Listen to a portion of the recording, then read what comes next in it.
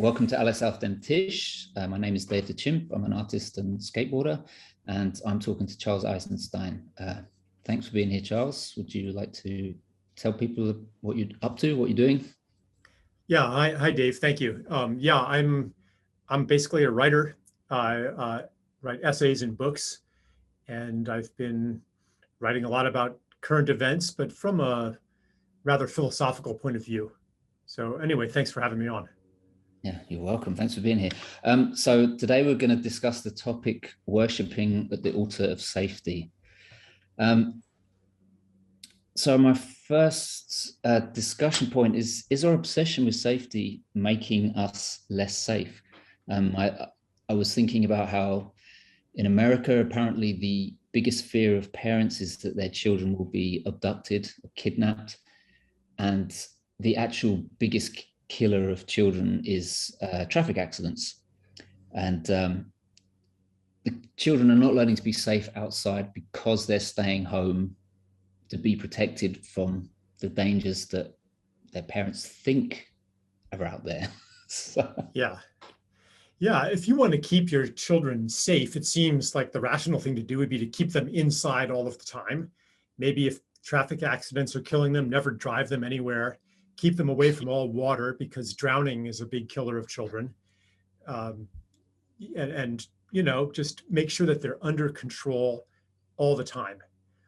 Now, and you'll probably have fewer kids. I mean, kidnapping, I mean, come on, that's like in this country, at least, it's a very tiny thing, but still, like you will probably have fewer kids being kidnapped, fewer kids having accidents, you know, fewer kids falling off the swing set in the playground and hurting themselves. If you want to keep your child absolutely safe, keep them indoors all the time.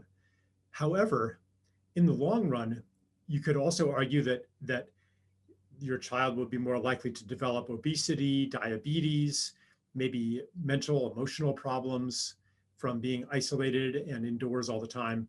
So maybe it doesn't actually keep the child more safe. But my question is, even if it does, is that what we should do? In other words, is safety the most important thing in life? All of us take risks and do things that are not the safest as part of being alive. I mean, we're not here to survive life. And today we have a whole public health regime that is only asking what is going to save the most lives, but is not asking what is life for? How do we want to live? What are we sacrificing when we worship at the altar of safety?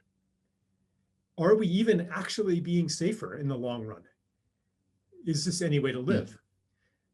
One of the biggest predictors of chronic disease, in fact, I think it's the biggest predictor of chronic disease, is loneliness. Statistically, you're better off drinking and smoking and partying than you are abstaining from all of those, but being alone. Yeah. So this is the kind of, I want to expand the conversation about public health to include a broader conception of health, but also like, what is life for anyway? Yeah. It's very, very important. I mean, we're already seeing the effect of staying at home here in Germany, because in the last month, so many people have gotten sick with a bad cold, and it's because they've got a weakened immune system from not being exposed to other people's germs, basically. Yeah. So, or it could be that the body needs to get a cold sometimes. It's kind of a house cleaning. Yeah. And you're, you know, discharging all this mucus, you know, and in Chinese medicine, it's understood that way. Like there's a saying that if you don't get a little sickness once in a while, then you're going to get a big sickness. So maybe viruses are not only enemies, maybe they are part of a physiological process that helps keep you healthy. And so if you haven't gotten a cold for a year, you're overdue and you get a big one. Yeah. I mean, this is another part of the problem, like the whole idea of staying safe, keeping out all the enemies, holding the border, building a wall, maintaining the perimeter. Like this whole way of thinking, it seems like it's going to keep you safe. It seems like if you build a wall and keep the terrorists out, then you'll be safer. But somehow the risk somehow creeps in. Yeah, because what does it do to the people inside the wall? Right. Exactly. Because we're not really separate from the world. I mean, we pretend we could separate ourselves from the world, but we're not actually separate from the world. What we do to the other, we're ultimately doing to ourselves too, which is one reason why in the United States, there's so much domestic violence, because this country is perpetrating violence all over the world. So of course we have high crime rates and high domestic violence. It's a mirror. And so we got to stop going to war against the world. And the regime of safety is part of the war mentality. Yeah. Like any fascist regime, they justify their totalitarian measures by saying it will keep us safe. And if you hold safety as the highest ideal, anything is justified to stay safe. And I think a lot of people are getting kind of sick of that. Yeah. There's also a lot of money to be made from safety. I mean, the amount of money to be made from waging war to protect people is incredible. I mean, do you think this is anything to do with why we've become so obsessed with safety? Because it sells products? I mean, I think that there are opportunistic forces that take advantage of the obsession with safety, but I think that its root is a lot deeper. It has to do with, I was referring to it a bit already, like this basic oppositional relationship between humans and nature, where we see nature as this free-for-all, this war of each against all, where we see biology as survival of the fittest, as a gigantic competition, and we see the forces of nature and materiality as essentially random, physical, impersonal, unconscious forces. So and this is a deep ideology, if we see ourselves as the sole repositories of consciousness and intelligence in the world, then human destiny becomes to impose that intelligence on the world, to bring order to the world. So we're always at war with entropy, at war with chaos, and so forth. And therefore progress becomes a matter of exercising more and more control on the world. So another origin of the regime of safety is a loss of meaning and identity and belonging in modern civilization. Because if you have nothing to live for, if you have nothing that says, here is why you are here, here is your purpose in life, here is what you are contributing to, then why not just serve your own self?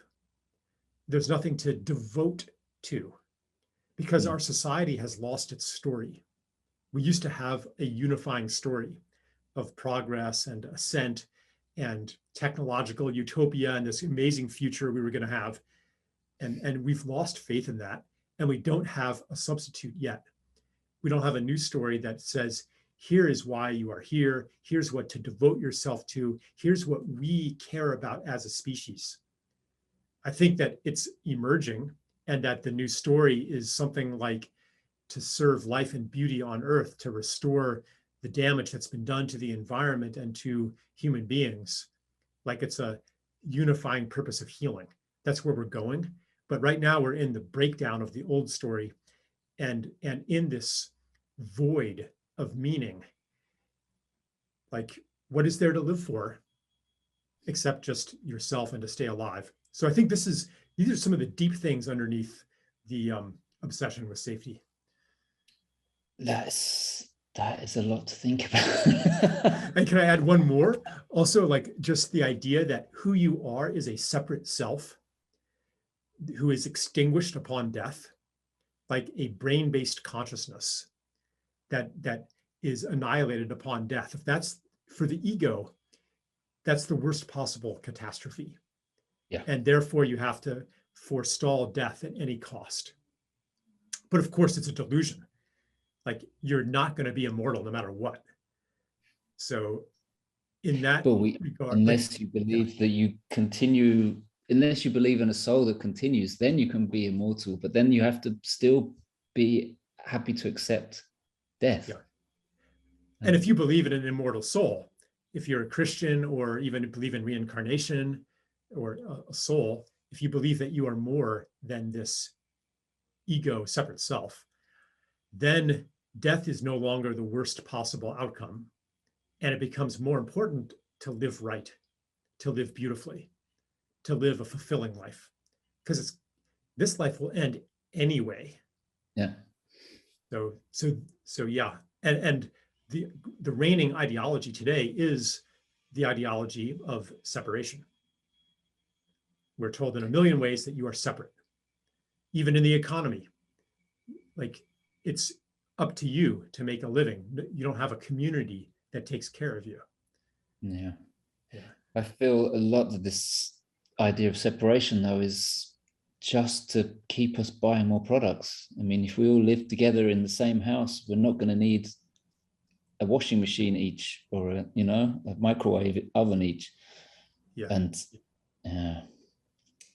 it's difficult. Okay, coming back to this altar of safety, the question is, how do we balance safety with a full life? Now, I'm a skateboarder, so for 35 years to do the thing that I love, I have to accept a certain amount of pain. I mean, I have to fall a lot in the process of learning, and just in the process of being a skateboarder, I have to accept that I'm going to fall down a lot. But also, falling down teaches me how to fall down safely. So, and it's not something you consciously think about. It's like if you study a martial art, you do the same movements by rote over and over, and then you have them, they're just there. Yeah. It's kind of the same with falling down. Your body, you just find ways to slide out of danger or to move out of the danger most of the time. And of course, you can protect yourself with pads and stuff, but that's not really the point. The point is that you have to take the risk to be in the game. Yeah. And we could say the same about the game of life too. At some point, each person will face a situation where you can choose between risk minimization on the one hand, or something you care about on the other hand, where you risk your life or your security, your job, your reputation. And that is called being fully alive, and not hanging back from life because I'm afraid of what's going to happen to me. And yeah, every time that you step into that, like, it's not safe. It's not some new age thing where if you take the risk, you're automatically protected. Like, sometimes you fall, sometimes you hurt yourself. But every time you do that, as you were saying, you learn to be in the world more effectively. And you're able to take greater risks. And it's not about unnecessary risks. Like, it's not like you're a daredevil and like, oh, I'm going to go out there without pads just to take the risks and be fully alive. I mean, maybe you might do that occasionally just to sharpen your wits, but probably it's not like, there's a saying I like, I think it's from Burning Man, safety third. Yeah. In the US, the saying is safety first. No, safety third. It's not unimportant, but it's not first. It's not even second. But yeah, like, put your pads on so that, but so that you can do what you are here to do. Don't take unnecessary risks. So this mentality infiltrates child rearing. That's where the regime of safety starts, where people protect their kids from every possible risk. They don't let them climb up. I'm thinking of one scene where the parent at the playground is yelling at their kid for climbing up the slide the wrong direction. and, someone could come down and hit you and it might hurt, you might hurt yourself. All true. But if the child is protected from ever bumping his head, from ever cutting himself with a knife, from ever getting near a fire and burning himself, from everything, and instead the only consequence he ever experiences is punishment from the parent, then he'll never learn that falls hurt, that fire burns, and that knives cut. He'll be told that. He might believe it intellectually, but he won't actually know it in his body. He won't know that these things are dangerous. He won't know how to carry himself in the world to avoid injury. So this is the irony, is that the things that we do to keep ourselves safe in the end don't actually make us more safe. They just lock us in a smaller and smaller comfort zone. And here we have a whole public health regime that is like trying to keep us safe. And as you were saying before, protecting us from any challenge to the immune system, which makes the immune system more and more fragile, weaker and weaker. In the beginning, it seems like it's keeping us safer, but in the long run, is it really? Yeah. And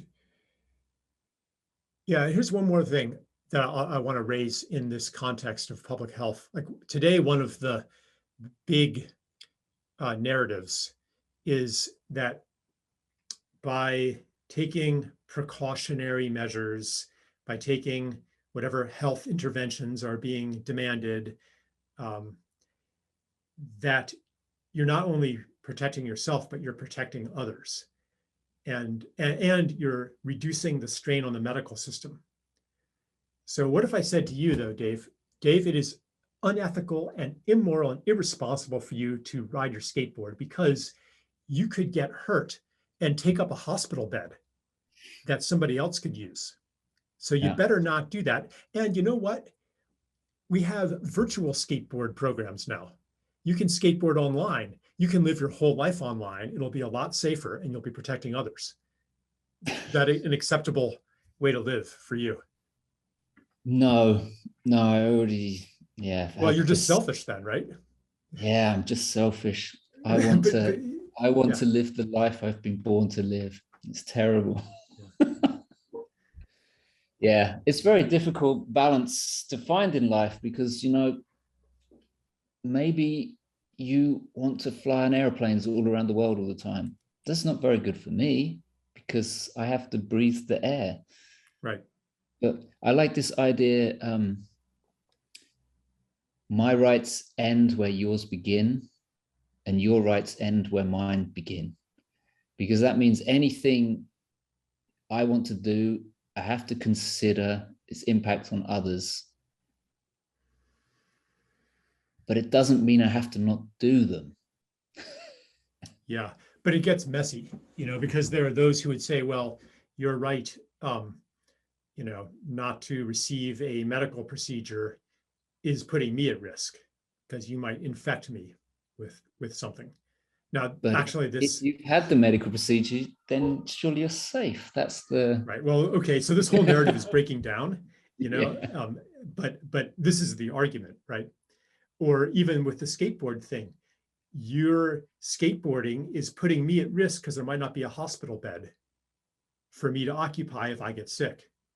So it is a matter of balance, or riding airplanes all over the place too. And here's what I think, that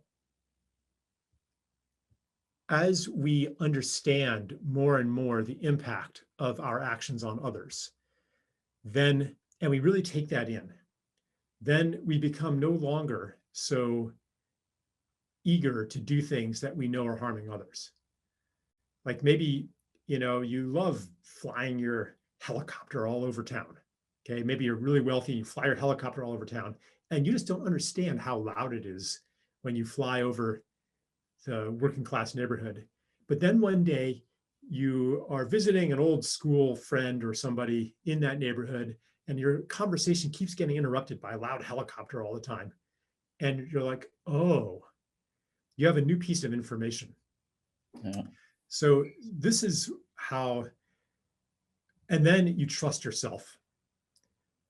like maybe your desire isn't as strong to do that anymore.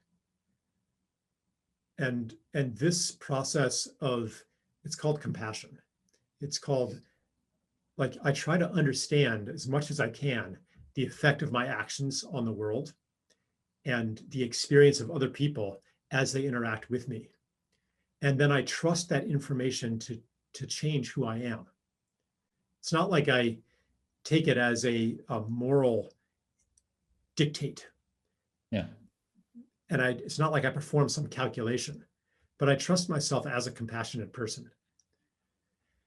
And that's hard to understand for a lot of people, because today we have so many intense differences of opinion that it seems to people on one side of the issue that the other side is just ignorant and selfish and stupid. It's hard to understand. Well, people don't often ask, well, what information and experiences are you having that feed into your beliefs? Because if I understood that, then I would understand that if I were in your shoes, I would probably believe the same thing, and I would probably do the same thing you were doing. It's not because you're evil. This idea that the problem is caused by the evil people, that itself is the problem. That belief is the problem, because that sets us at war against each other and incinerates 99% of human activity in fighting each other, dehumanizing each other. And it makes people susceptible to fascist leaders who say, here's the problem, and they point at a scapegoat. And today the scapegoat is, well, I won't say it for fear of the censors, but it's, you know, in my country at least, the scapegoat is people who have not conformed to a certain medical procedure. Now they're getting, you know, accused of being dirty in a way.